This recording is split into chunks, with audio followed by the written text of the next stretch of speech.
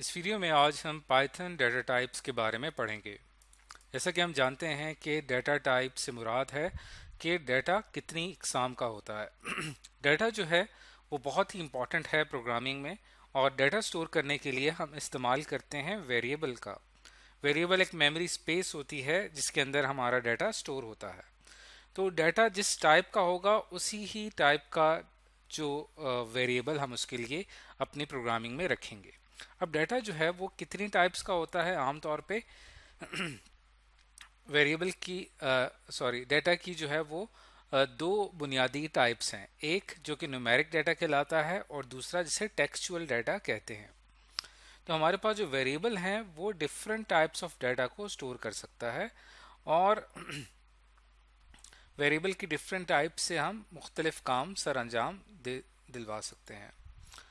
तो data type में ये तमाम वो लिस्ट शामिल है जो कि हम इस्तेमाल करते हैं पाइथन के अंदर। जैसे कि टेक्स्ट टाइप का अगर डाटा होगा उसके लिए जो डाटा टाइप हमने रखी है वो है स्ट्रिंग डाटा टाइप, इसको str के तौर पे लिखा जाता है। और अगर न्यूमेरिक टाइप की बात की जाए तो हमारे पास तीन किस्म का डाटा जो है वो न्यूमेरिक डाटा कहलाता है। एक जिसे हम इंटीजर डाटा कहते हैं, एक जिसे हम फ्लोट कहते हैं, और एक जिसे कॉम्प्लेक्स डाटा कहा जाता है। बाकी जो टाइप्स हैं वो एडवांस टाइप्स हैं, इसको हम आगे की क्लासेस में पढ़ेंगे। तो आमतौर पे जब भी हम कोई भी वेरिएबल डिक्लेयर करते हैं पाइथन प्रोग्रामिंग में तो हम उसकी डाटा टाइप नहीं बताते, यानी ये नहीं बताते कि वो जो वेरिएबल है वो इंटीजर है या फ्लोट है।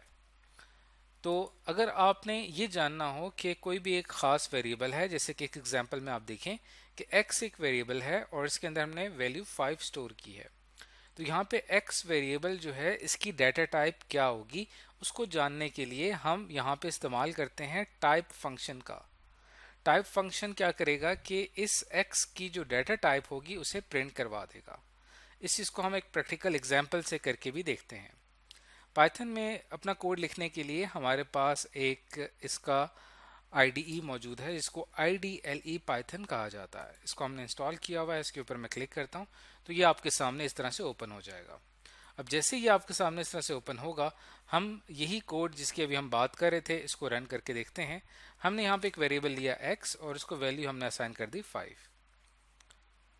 उसके बाद हमारा जो नेक्स्ट टास्क है कि हमने इस जो x वेरिएबल है इसकी डाटा टाइप प्रिंट करवानी है। तो यहाँ पे मैं लिखूंगा प्रिंट, और फिर यहाँ पे आपने ब्रैकेट का इस्तेमाल करना है, फिर आप यहाँ पे लिखेंगे टाइप, और फिर उस ब्रैकेट में हम डाल देंगे x, और ओवरऑल ब्रैकेट को हम क्लोज कर देंगे। और जैसे एंटर की प्रेस करूंगा तो यहाँ पे हमारा जो x वेरिएबल था इसकी डाटा टाइप यहाँ पे इंट शो हो रही है। तो इस तरह से ये जो टाइप फंक्शन है ये आपके वेरिएबल की डाटा टाइप जानने के लिए इस्तेमाल होता है। अब अगर फॉर एग्जांपल मैं x के अंदर वैल्यू स्टोर कर देता हूँ 5.5, x इज इक्वल टू 5.5। अब अगर हम x की डाटा टाइप के मुतालिक बात करेंगे तो यहाँ पे मैं लिखता हूँ टाइप x। अब देखें यहाँ पे इसकी डाटा टाइप क्या शो कर रहा है, फ्लोट शो कर रहा है। यहाँ पे क्लास भी लिखा हुआ आ रहा है, इसको हम आगे चल के एडवांस क्लासेस में जाके पढ़ेंगे। तो इस तरह से आप किसी भी एक वेरिएबल की डाटा टाइप को जान सकते हैं कि इस खास वेरिएबल की डाटा टाइप क्या चीज़ है। इसके अंदर सबसे इंपॉर्टेंट पॉइंट ये है कि किसी भी वेरिएबल की जो डाटा टाइप है वो उसके अंदर मौजूद डाटा पे डिपेंड करती है। अगर आप इसमें इंटीजर स्टोर करेंगे तो उसकी डाटा टाइप इंटीजर पिक की जाएगी। अगर आप इसमें फ्लोट स्टोर करेंगे तो फिर इसकी डाटा टाइप फ्लोट के तौर पे ली जाएगी। तो इस तरह से किसी भी एक वेरिएबल की डाटा टाइप को पता चलाया जा सकता है। अब अगर हम इसमें मज़ीद बात करें, आगे चलते हैं कि अगर आप किसी वेरिएबल की डाटा टाइप को स्पेसिफाई करना चाहें, जैसे कि अगर मैं यहाँ पे लिखता हूँ x is equal to hello world. अब यहाँ पे x जो है वो एक स्ट्रिंग वेरिएबल है, लेकिन अगर मैं इसको स्पेसिफाई करना चाहता हूँ तो उसके साथ मुझे str लिखना पड़ेगा। इसी तरह x एक वेरिएबल है और उसके अंदर मैं 20 वैल्यू स्टोर की है, लेकिन मैं स्पेसिफाई करना चाहता हूँ, बताना चाहता हूँ अपने प्रोग्राम में कि x एक इंटीजर वेरिएबल है, तो उसके साथ मैं यहाँ पे इंट लिखूंगा। इसी तरह अगर फ्लोट x को हम एक फ्लोट के तौर पे ले रहे हैं, एक्स के अंदर वैल्यू स्टोर की है 20.5 और आप ये बताना चाह रहे हैं कि एक फ्लोट वेरिएबल है, तब आप इसके साथ इस तरह से फ्लोट लिखेंगे। तो इस तरह से हम किसी भी डेटा टाइप को स्पेसिफाई कर सकते हैं अपने प्रोग्राम में।